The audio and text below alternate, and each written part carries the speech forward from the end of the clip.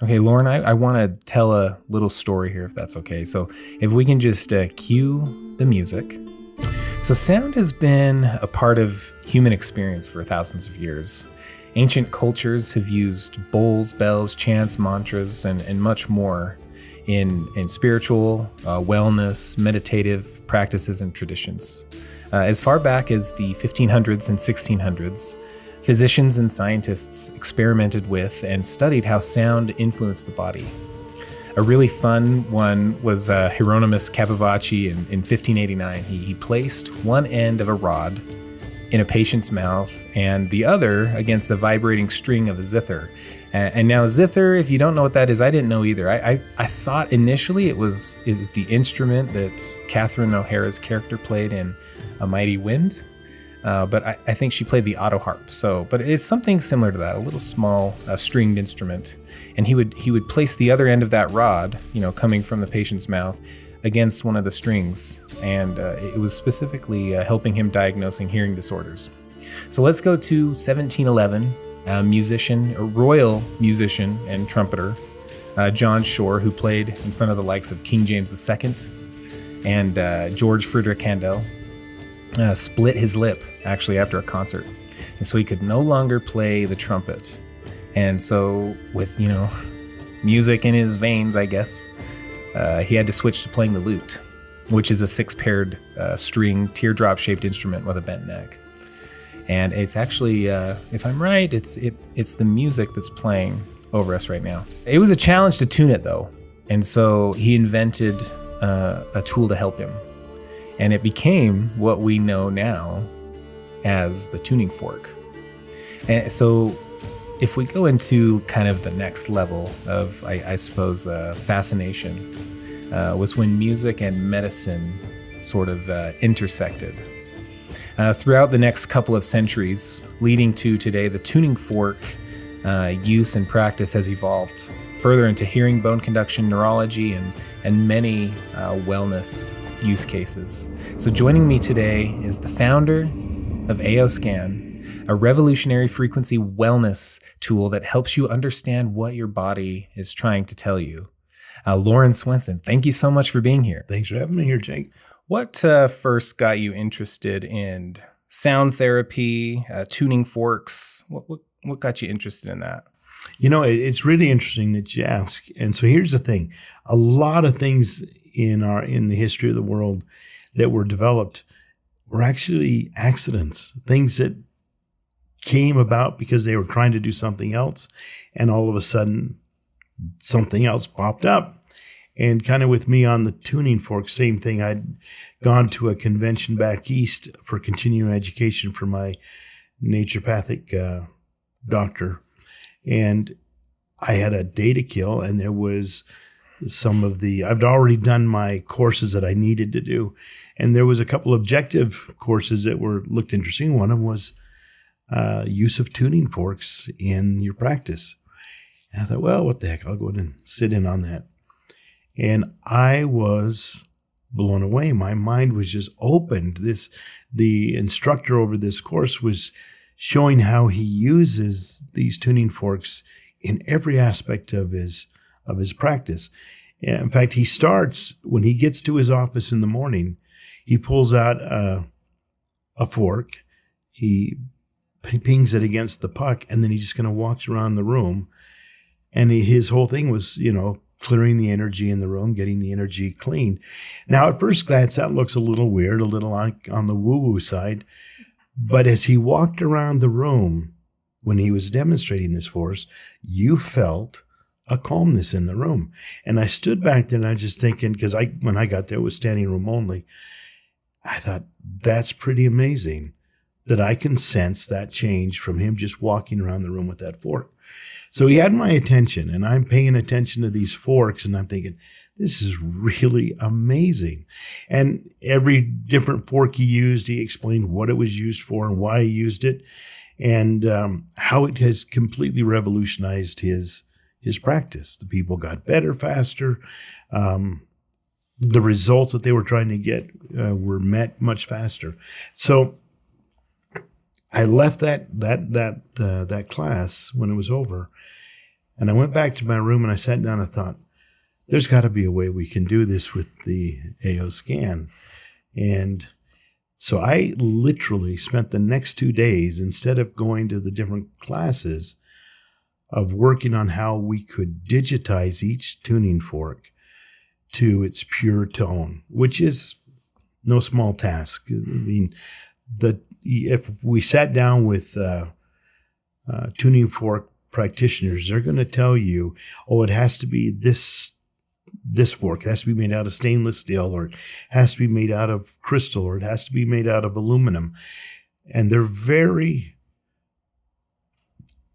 determined in their mind on how this has to happen. And I thought that was really interesting, because each one of those things, whether it's steel or aluminum or crystal, has an entirely different harmonic, a sound. And what was interesting to me is every tuning fork puts out one wave, and it's the sine wave. It's the very smooth wave. Instead of a square wave, which is very abrupt, the sine wave is very smooth. And it's because there's only 2 tings in a fork. And when you bang those, the vibration goes back and forth. Now, what was interesting, it doesn't matter how hard you bang that tuning fork, it doesn't go any faster. It's whatever that fork was cut and tuned to, that's the frequency we'll always produce. It might be a little louder, but it won't be any faster. That frequency is always the same.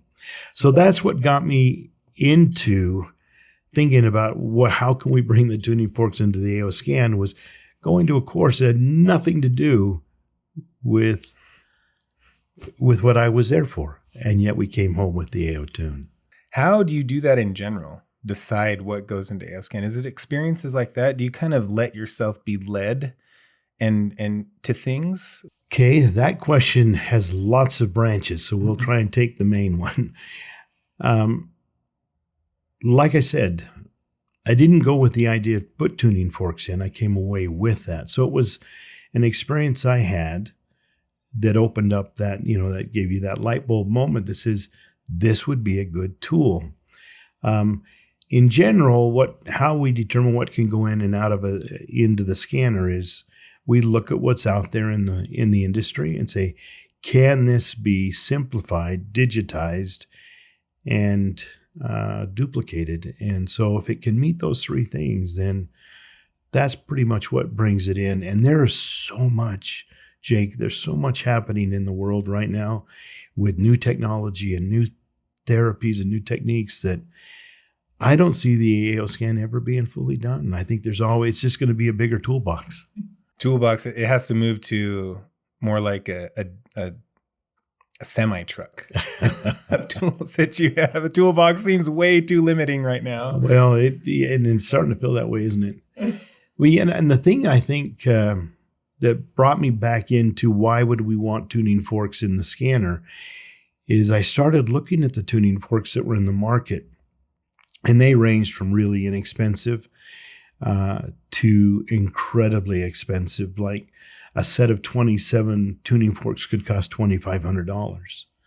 And you think, okay, do I need all of those? And you sit down and you say, there's really only about 3 to 5 forks that are used all the time. But there are times when you'd want to use all of those. And so we're thinking, well, okay, how many people can afford to bring, 12 tuning forks or more with them every time they go to do something, and then learn how to use the tuning forks? And that's an art in and of itself. But if we could put all the forks into the scanner and use the transducer to deliver that signal, are we going to make it as good as the actual tuning fork? And that was the question. And that took us a few months to work out those bugs.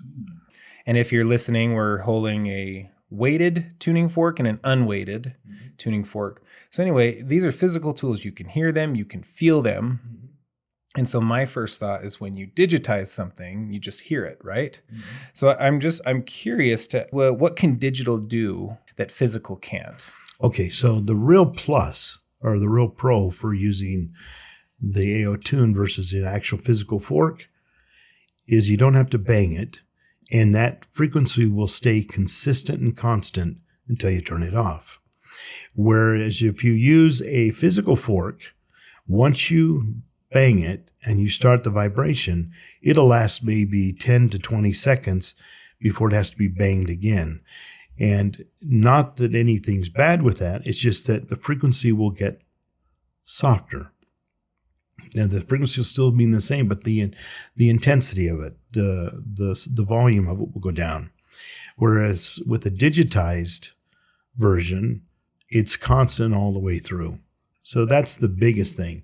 Now, when you show a weighted tuning forks are primarily for sending the vibration down the stem to where you place the stem on the body, and it's directing that vibration right into the body. An unweighted tuning fork, on the other hand, is sending the vibration out in the air from the ends of the tings. And so that's sending it out. So two totally different applications, both important, but totally different in the way they're delivered. How would you say, I've seen somebody use them for similar, like the variable heart rate. Mm-hmm. They would hit their weighted tuning fork and put it there until I think they described it as like the heart kind of, and the body sort of sorts itself out. Yeah. A really cool metaphor was someone said that tuning forks aren't really an input. So imagine this, you've got food in your teeth and your hair's messed up a little bit, or maybe, something's wrong with your clothes. You go to a mirror and then you're like, you can fix that immediately. Oh yeah, let's get fix all these things. And tuning forks, she compared them to, tuning forks are a mirror for your body.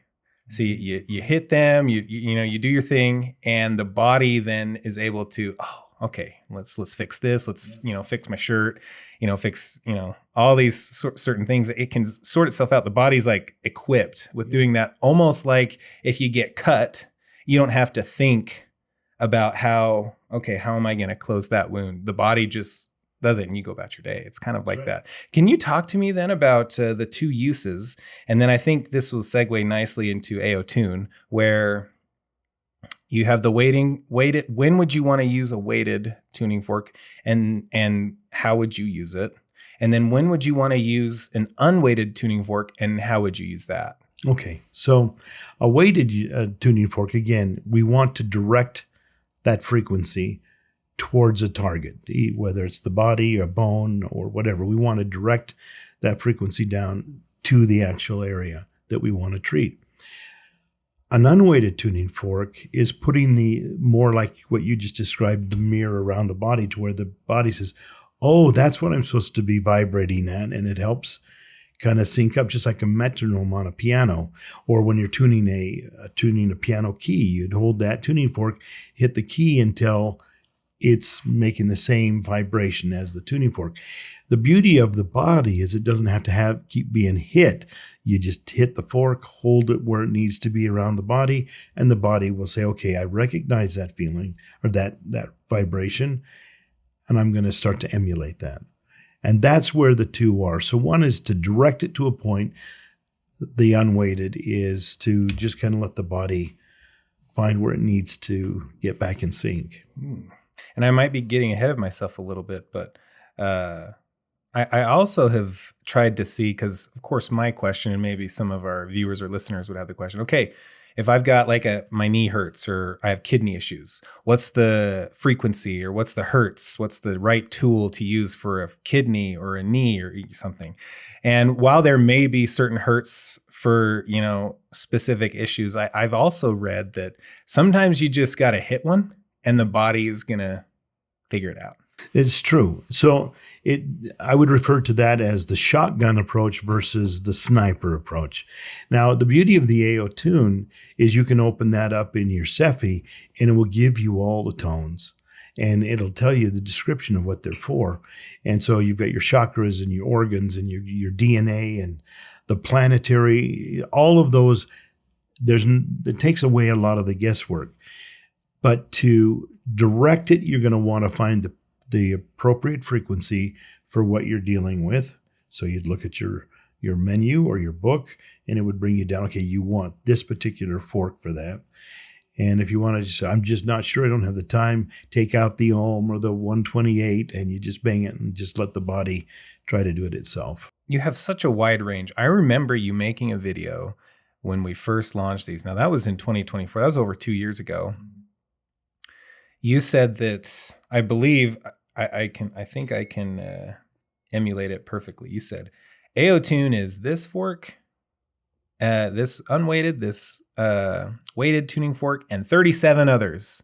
And you said, all in here.